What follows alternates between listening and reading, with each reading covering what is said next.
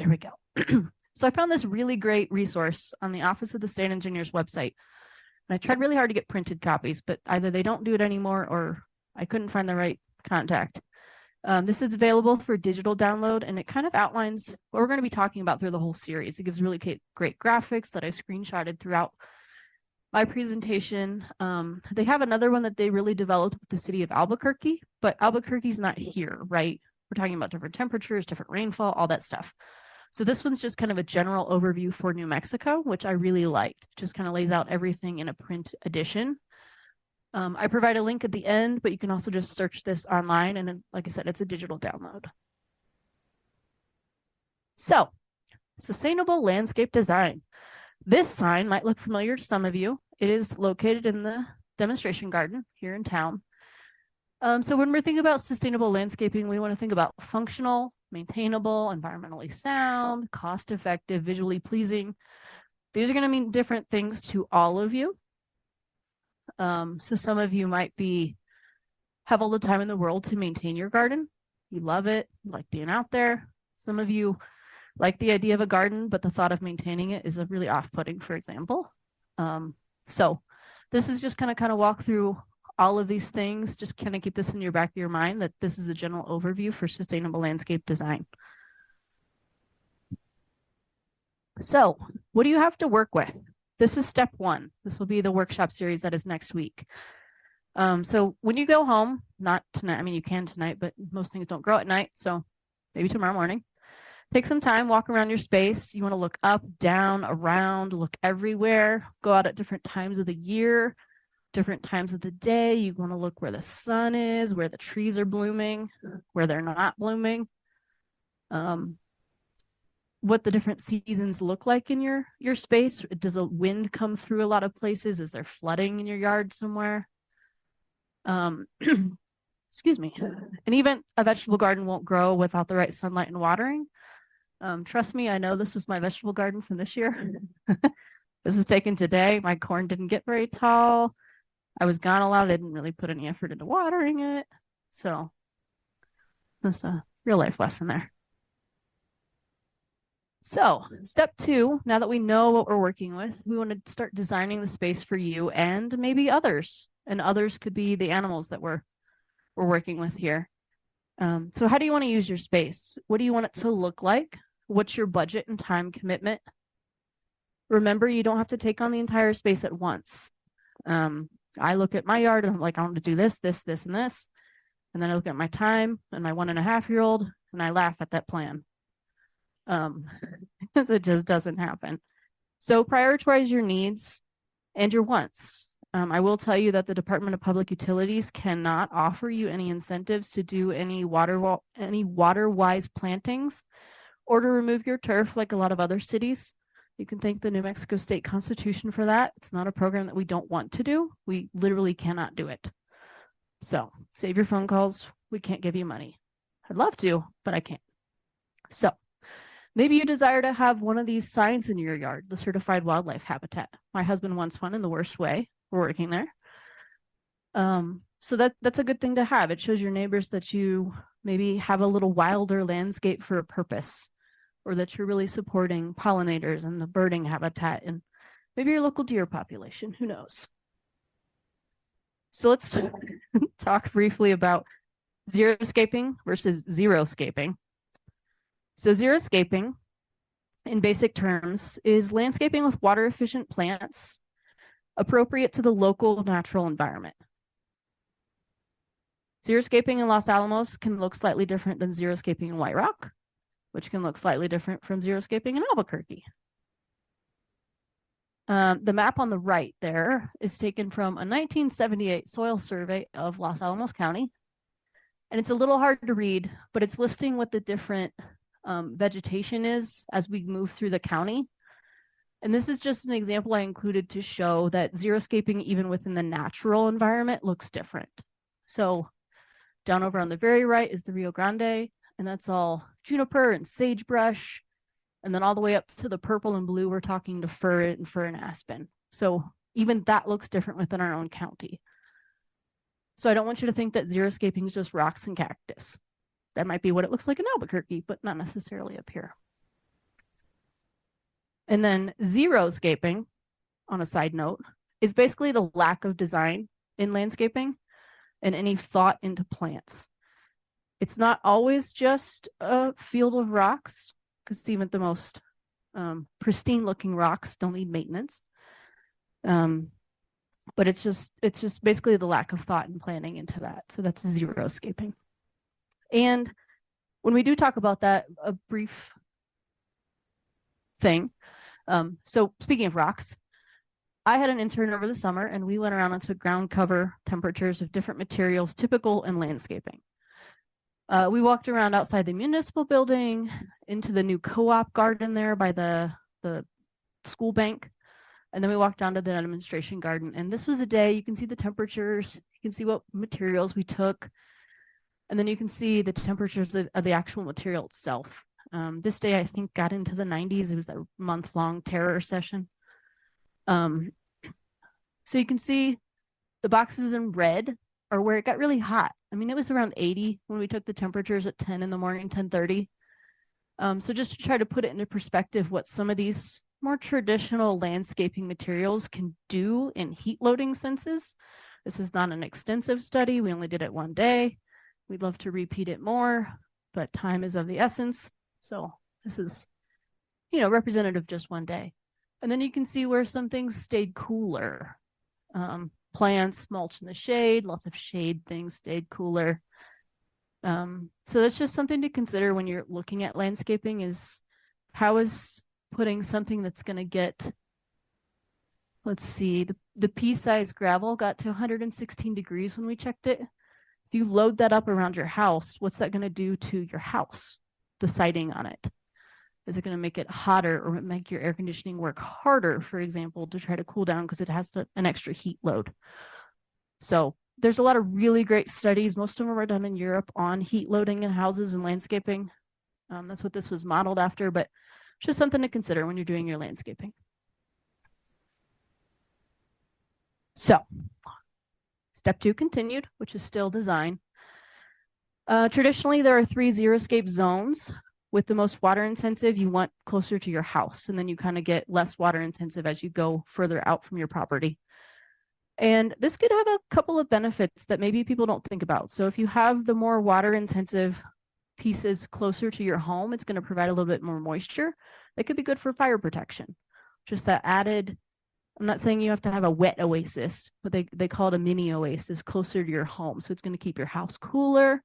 It's going to provide just a little bit of extra moisture when it's super dry and in the fire season, as I mentioned. And then you're also reducing the amount of water that has to travel to the ends of your landscaping. And I know that doesn't really matter here because so many of the plots are so tiny. But if you do have a bigger property, it's going to reduce that amount of water that you have to travel through hoses that could potentially be wasted, that could be leaked through a faulty irrigation system and the such. And then that lovely colored map in the upper left is the New Mexico climate areas image. And that's from that manual that I mentioned in the very beginning. And that indicates, you can see Santa Fe up there, kind of in the middle of that blue, that we're in the North Mountain region for climate. Excuse me. And you should just consider this too when you're also considering your design choices. It could influence plant selection, maybe what the climate and weather patterns do or historically have done, and then perhaps even how you're going to use spaces. So because we're in North and Mountain, we get snow. You can't really plan for all 4 seasons the same way that somebody in the other 2 regions might plan to use their outdoor spaces in all 4 seasons. There we go. All right, step 3, getting the earth ready to do what you want it to do. So the level of soil preparation depends on what you want to do and what has been done to it. If you're new to your property, that's hard to tell because obviously you can't go in and just whisper with the land and understand what has happened to it from its previous owners. But you just looking around, is there a bunch of rock that you want to move that the previous person has put down? Is there concrete? Is there existing vegetation you want to remove? I have a lilac bush in front of my house. It's very beautiful. I hate the smell of lilac, but it's beautiful. So I'm going to let it go. Maybe you have a yard that you're either looking to install or remove, a turf space. So that's something to consider as well. Is there any sort of weed barrier that you'd like to remove? This picture is from my yard in Ohio when we lived there. This rolled up thing is carpet. They used to use carpet as a weed barrier. It was a lovely shade of pink shag. When I unrolled it, I was a little concerned what I was going to find below the carpet, but it was just used as a weed barrier. So I thought that was a very interesting yarpit. That's what I called it. So some other things to consider. If you're going to grow something that you want to produce something, i.e. fruits, vegetables, it's going to actually put its energy into producing something. You're probably going to need a lot of soil amendments, pretty substantial from what we have here. This picture is just to showcase the geology of the area. So on the left, we have white rock. These are the bandolier tuffs. This is basalt. If you live in Pajarito Acres, you might be familiar with the basalt that's pretty close to you, below ground. These are all a variety of sedimentary deposits. Over here on the right is Los Alamos. These are lava flows. This kind of orangey tan color is more of that tuff. And then these remaining colors are just kind of sedimentary mixes. I don't know how many of you have been to volcanic areas, but it takes a long time for volcanic rock to break down into earth to do something with it. So you're going to have to do something probably to amend it because it wasn't that long ago that we were a volcano and volcanic land. So a good place to start is by getting your soil tested. If you're not sure what's going on in the ground in terms of nutrients. And if you want a good harvest that first year without playing around with the yard space, that's the faster way too. The Los Alamos Extension Service refers soil tests to the Colorado State University or Texas A&M University. And Angela will be talking more about that in depth at the October 19th session. That's all soil preparation and getting that beds ready for what you're going to be putting into it. So we went through those geology maps. Why they didn't put them in the same colors drives me crazy, but we're not here to talk about that. So another excellent way to do soil amendments is compost. You can do it yourself with at-home composting. It's a good way to deal with food scraps, with a lot of bathroom waste. You can put hair, Q-tips, tissues to help, add dry material to your compost. A quick side note on compost, we're not here to talk about compost. That'll be another session. If it smells like damp earth, you're on the right track. If it smells rotting, it's too wet, you need more dry or brown materials. If it's too dry, you need more moisture or green materials.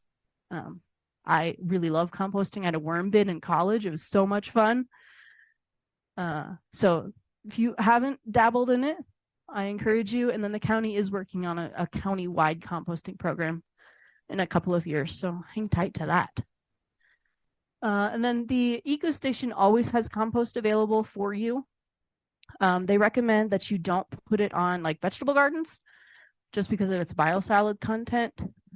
In that vein, they do put out a compost certification letter, and that's just a screenshot of the top part of it that does go into a biosolids report. It goes into kind of a nutrient loading report of the compost year to year, so you can kind of see what you're adding to those beds or to your yard spaces that you're looking to amend. Compost is free if you load it yourself. Otherwise, it's about $5 for a bucket load. Not like a 5-gallon bucket load, like a big bucket load. And they'll be more than happy to help you out there. All right, step 4, picking out your plants. This is the best part of landscaping, right? Everybody loves to go to the plant store and pick out what you like because it's pretty or it smells good or you're looking forward to eating it. But some things to keep in mind. Remember that climate map that's right here. So along with that climate map in that book, they show you some recommended zones you can put in the different, or plants you can put in those different xeriscape zones. This is kind of convenient if you don't really know what to do. You're like, I want it to look good here. So they give you some great examples. Makes me want to go out and do it, but my yard is super tiny. So, but if you don't like any of these plants or you kind of want to do your own, I do encourage you to remember the plant hardiness zone map from the USDA. There's Los Alamos, the kind of more inhabited part encircled in red there. Just before you finalize your selections, you don't want to, pick a banana tree that isn't going to grow here well, unless you have a greenhouse and all the resources to keep it alive. But it's best to, start with a plant that'll initially be supported and then go from there. All right. I really like this quote. If you're not killing plants, you're not really stretching yourself as a gardener. One caveat I will tell you is if you're killing plants by neglect, like I did with my garden this year, I encourage you to try new things, but, give it the time, the resources, the nutrients, and the water it needs to thrive. Step 5, watering. So irrigation comes in a lot of different modes, from hand watering with buckets, or sprinkler cans, to sprinkler systems that kind of project the water into the air. That's what they mean by sprinkler systems. Drip irrigation, grid drip irrigation, and I'm also going to lump soaker hoses into this category because it's trying to evenly distribute water across a big area, to kind of equalize where the water's going to massive amounts of plants. And then also water harvesting techniques. Ryan gave an excellent presentation last week that had a lot of really cool international and innovative water harvesting techniques that I was like, why don't we do some of those here? So once that is up and going, I encourage you to check out that presentation if you weren't able to attend last week. And the Office of State Engineer also has a irrigation smart calculator on their website for New Mexico that kind of gives you an idea of, if I have grass here, how much should I be watering it based on soil types and all of that? I did try that link this week, and they're working on a website migration, so it's currently down. But keep that in mind for, maybe by next spring when we're ready to go back into a growing season, it'll be up and active. You can just make sure you're irrigating appropriately. And I would be remiss if I didn't mention the screenshot on the right is the DPU's portal. How many of you have access to your automated meter infrastructure portal? Oh, a whole room of opportunity here. So if you don't have access to it, this is a service already. You just have to go on to the computer and log on. It'll show you your water use consumption. It'll show you gas, electricity. It'll show you all your consumption rates. And then the other really cool thing is that you can set alerts. This is really great if you have one of those more advanced irrigation systems and you go away a lot in the summer and you still want to water your yard, right? So you don't come back to something brown. You can set vacation alerts. So if you have a sudden spike in water usage while you're at the beach, for example, you could call DPU and say, hey, something's up. I got an alert through my AMI portal. I think my irrigation system might have sprung a leak. DPU can work to turn off your water until you get back. So that way it's not just leaking thousands and thousands of gallons while you're away. Same thing you can set multi-day alerts, daily use alerts, billing cycle alerts. It'll calculate your average and give it to you and say, in your typical billing cycle for this month, you use X number of gallons, X number of thousands of gallons, really. If you go above it, if you on any of those, it'll send you an alert just saying, hey, you're kind of above this. It may just be, I don't know, you're showering more because it's 90 degrees outside and you want to cool off. Or maybe you have a leak somewhere, either in your irrigation system or something in your house that's leaking, and it'll alert you. So that's what this program is designed to do, show you consumption and leak alerts. So if you don't have access and you'd like access, you can come find me afterwards, or you can call DPU's Customer Care Center. They can get you set up too. You can also go to our website. All the login is there. There's no reason all of you shouldn't have access to this because it's cool. All right. So speaking of watering, the best time to water is in the early morning or the early evening. We also, as DPU, do encourage the use of our water rule W8. That's what that nifty little magnet up on the table was that shows you the watering schedule. I tried to revamp it into something prettier with this image on the right. We're still getting there. It's just a lot of information to cram into one magnet or piece of information. Water Rule W8 is not enforced. It's encouraged from May 1st through September 30th. But we do realize that all plants will require more water during establishment. So you plant a yard, for example, going to take a lot more watering to get that seed going and the grass to sprout or whatever you're planting. So watering for plant establishment does not fall within the W8 encouragement period. So you can water whenever. However, you may not still want to water during the heat of the day because that's still just going to add stress to the plants. Especially with the summer that we had. You don't want to be trying to make new seedlings grow in 90 degrees with water. Most of that water is just going to evaporate off, so you're still better off watering in the morning or the evening. And if you are new to your home or your living space, wherever you live, and you don't know anything about irrigation systems, I don't know anything about irrigation systems. Thankfully, my house doesn't have one. But if it did, make sure you find a professional to figure out how that system works, either so you can use it, or you can figure out how to adapt it or get rid of it, or whatever your choice is for irrigation. Find somebody to help you out, because turning knobs isn't always the greatest idea. But go forth and prosper. And then all of you tonight, you were welcome to pick up a kit outside. Did anybody not get one? I think we had enough, but if we don't, we have more. And in that water efficiency kit, it's going to be that picture over on the left. There's a timer, so you can set up a sprinkler for your garden space. Set it and forget it. It'll go off on this day at this time every day until you turn the hose off. Excuse me. Do watch out and make sure that when you connect those, that they're connected securely the first time. I have an outdoor faucet that no matter how tightly you screw that hose on, it's still going to kind of leak out. So when you install one of these, you don't want it to be leaking because you're going to have your water turned on all the time. And that timer is responsible for turning the flow on and off, not you turning the faucet on and off. That's just one thing to watch out for. There's also a soil moisture meter in there. It's a happy little frog. It'll tell you if your ground is got enough moisture in it, or if you should water, or if it's too wet and you can wait a few days. Really helpful. A lot of people might think that it's drier than it looks, but it's probably wetter deeper underground.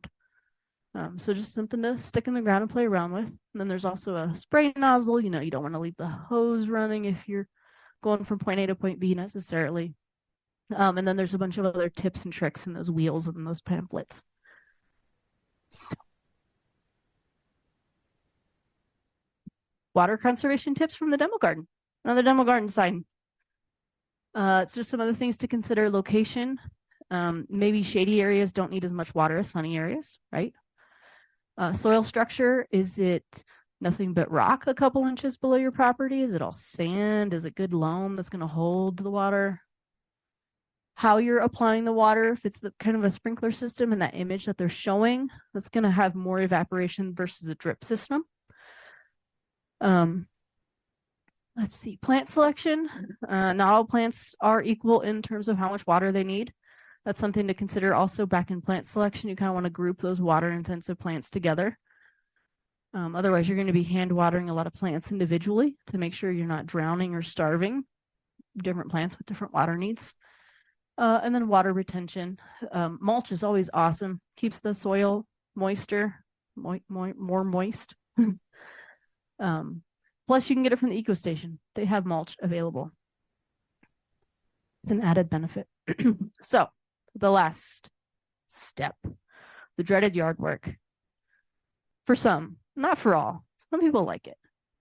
But if you don't plant it if you don't want to maintain it. If you know going in that you really hate picking up apricots, don't plant an apricot tree.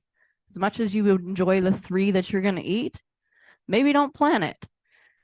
But don't be afraid to try new things too. Just be ready to maintain it. There are no gardening mistakes, only experiments. And in developing this with the Los Alamos Master Gardeners, we talked about that that this is the workshop that's going to be most enjoyable in terms of talking about the failures of gardens and the mistakes that we've made over the gardening experience. So maintenance lets you clean up after those experiments. If you don't have the time to do it seasonally, consider doing it at least once a year. But I would also advise you to consider when you're doing it. So other organisms are using your garden space, sometimes for breeding in the spring. They use that leaf litter and those dead stalks to breed in. And then at the same time, some are using that same material to hibernate in. So if you can adjust your maintenance period, doesn't look ugly, it's providing habitat, leave it there if you're able to. But at the same time, I also understand pest control, if that's something you're worried about, managing for fire maintenance, keeping debris away from the corners of your house, that kind of thing. Do what works for you. Same way with irrigation.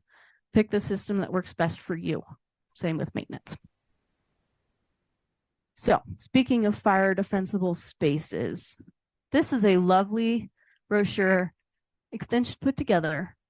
I'm not going to go through all these tips, but you can see kind of the different zones they talk about in this home image of how to, what's okay to leave here, what's okay to leave here, and they coordinate with these images. Fire season is becoming more and more prevalent as we go into, hotter seasons, drier climates. But this is some good tips of how to kind of fireproof your home and think about that in terms of landscaping as well. And this resource will be available on our webpage that we're going to be compiling. So here's a bunch of resources that I walked through tonight. There's that New Mexico Xeriscape guide. The Enchanted Xeriscape brochure is the one that was available out here. Just some generic ones.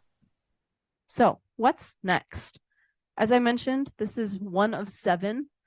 And all of these workshop series were also on that pink sheet of paper out there, so you can remember. Stick it to your fridge, stick it to your car, wherever you need to join us for the rest of these.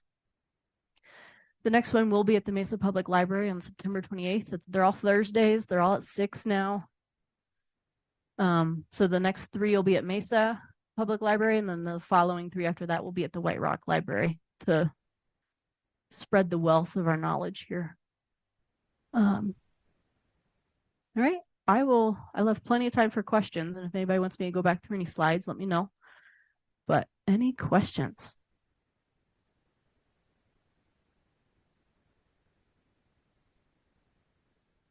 She asked, when's the best time to do the leaf cleanup? Me personally, I try to do it right before I'm planting. So once early spring, once the bugs have a chance to proliferate, that's when I do it. I think that gives them enough time. That's just me personally. So I would do it sometime between once things kind of warm up and when you're ready to plant outside. I think is an okay time to do it. But if there's another expert in here who has a different opinion, yeah.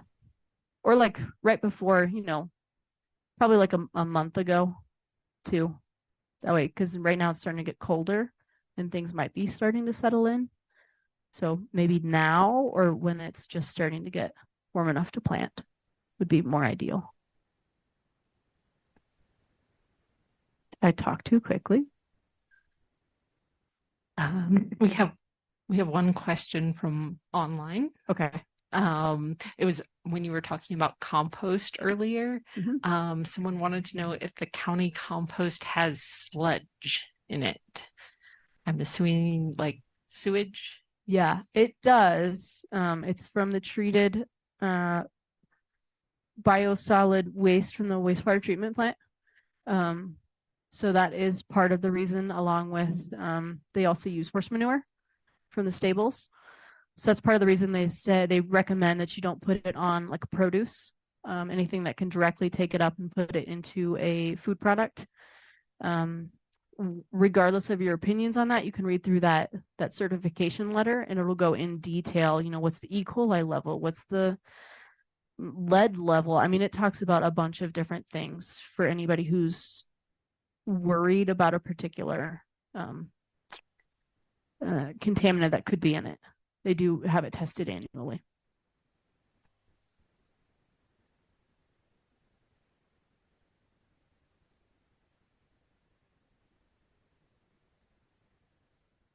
She asked, it's good to plant in the fall, you heard, and you're wondering what that means. That's not my wheelhouse too much, but I will say some things do better over the winter. Garlic is a good one.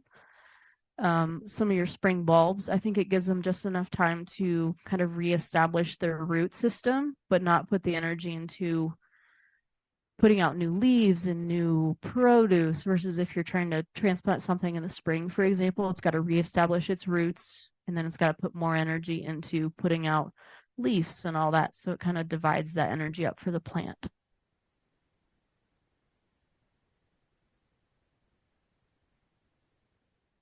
She asked, when's the best time to transplant, essentially. Again, that would be probably now.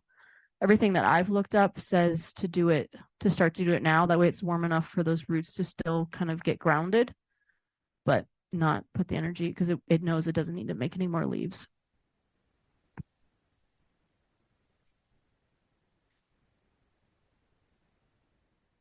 She has a problem with a weed that I don't know about. And Angela's got a good response. Angela, she's got a microphone back there for you. We will get an answer. I don't know it. Thanks, Addie. I'm the extension agent here in town, and just wanted to share with you, we've had one presentation already so far on bindweed. We know it's a problem, but we do have an agricultural specialist who works at the Alcalde Center, and he came up and spoke to our group. Probably it was early June, and we will be having him back again October 2nd, and that's at 1:30 p.m. at the Senior Center in White Rock. So if you'd like to come out and learn more about it, how it grows, where, what the problems are, and how to eradicate it, we do invite you. If you have questions about it, feel free to call the extension office and we can give you some more information, but just wanted to share that. Thank you, Angela. Angela, will that be hybrid? It will not be hybrid. It will not be hybrid. In person at the White Rock Senior Center. Sorry, we have to repeat everything because the people on Zoom can't hear you ask your questions. That's all. Any other questions?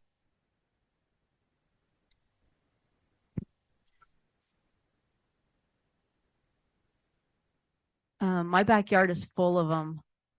I will gladly take advice on all those resources. So I've been asking around this a little bit, and the one thing that I have heard from my own personal experience, is if you don't want to use the kind of scarier chemicals to control them, one method that has been recommended to me is that you cut them off just below ground level. You mix soap and salt. I don't know if it has to be Dawn, but Dawn was recommended to me. Dawn and salt, and then you like slather that over the cut, and then you have to cover it with plastic, and then cover it back up with earth.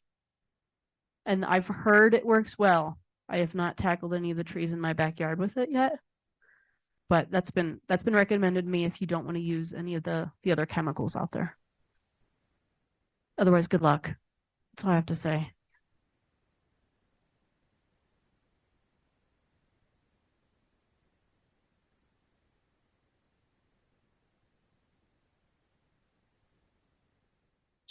She recommended that now's a good time to do it, to address your elm issue, because they're putting all the energy into root establishment and root kind of protection for the winter.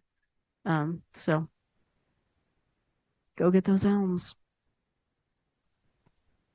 All right, we have another couple questions online. One of them is, I'm new to New Mexico. How often do pine needles fall? All the time. All the time. Okay. All right. And the second part of the question is, can I put mulch in zone 1 near my house? So I think that's with the fire zones. Let's see what that brochure says. I will tell you, I have mulch within the zone 1 of my house. It's to everybody's own thoughts. Let's see. Remove flammable materials from your gutters. That'd be those pine needles. Yep. Gutters full of needles. Tree limbs, tree branches. Vegetation. I'm assuming it's reading these, it's not really encouraged because it could be combustible material versus like putting like a greener ground cover in. But there's nobody out here enforcing these things, so they're not going to come around and take your mulch. Maybe just work on keeping it moister, or I don't even know if that's a word, more moist during fire season. You know, you could do all these efforts and it still may not mean anything, but yeah, just don't like pile it up against your house would be a good start. Ryan.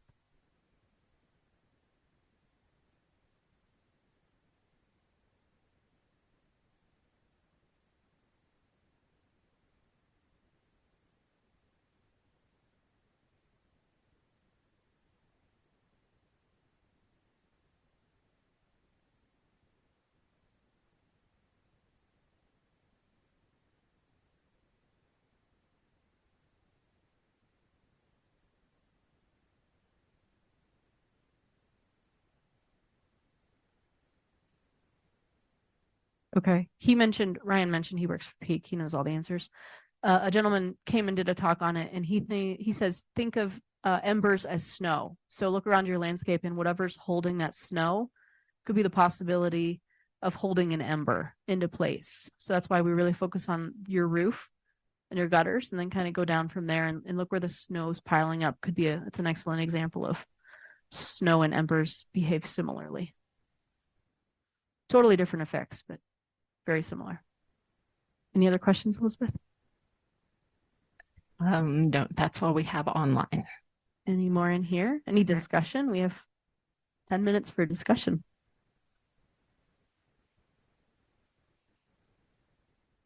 She asked, what's the guidance on landscaping fabric? Not carpet. I'll tell you that much. It's great, but it's a pain to pull up. I think it comes down to your personal preference, and I'm certainly not a master gardener. These are only my experiences, but some people, it comes down to your level of maintenance too. So any landscaping fabric eventually will let weeds through. So whether they're piling up on the top or it's breaking down enough for it to get through. And in the same regard, when you finally do go to remove that landscaping fabric, think about the seed bed that's harbored underneath of it. Because I've been pulling up landscaping fabric underneath rocks. And I've got these lovely, very thorny nightshade family members that I considered weeds, but my wildflower book says a wildflower. So this year we let them go. Flowers are flowers, right? So I think it comes down to your maintenance level of what you want to do. And then, sometimes they talk about different landscaping fabrics can leach stuff into the soil too. So if that's a concern for you, maybe going more for the meshier fabric versus the plasticier ones would be a consideration. Newspaper can get you by for a couple of years if you put that down really thick, and that should be okay for the most part. Yeah.